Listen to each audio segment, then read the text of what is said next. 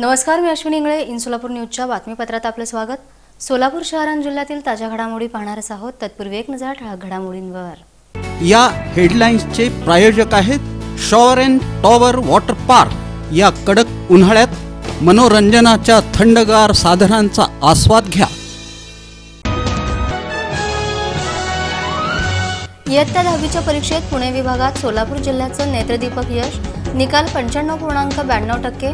यंदाच्या वर्षीही मुलीच ठरल्या टॉपर. माजी आमदार रमेश कदम आणि शिवसेना ठाकरे गटाचे उपनेते शरद कोळी यांच्यासह 74 आरोपींना शिक्षा. सरकारी कामात अडथळा केल्याप्रकरणी. 4 जून रोजी मतमोजणीच्या दिवशी रामवाडी गोडाऊन इथं मोबाईल जॅमर बसवा. काँग्रेसचे शहराध्यक्ष चेतन नरोटे यांची मागणी. गोडाऊनमधून येतानाच धान्य येतं कमी, बदनाम मात्र केलं जातं दुकानदाराला. रेशन दुकानदार संघटनेच्या वतीनं करण्यात आल्या तक्रारी. कुमार करजगे यांचा मोठा निर्णय. जुनी मिल कामगार वारसदार कल्याणकारी संस्थेला खुली जागा गृहनिर्माण प्रकल्पासाठी केली हस्तांतरित.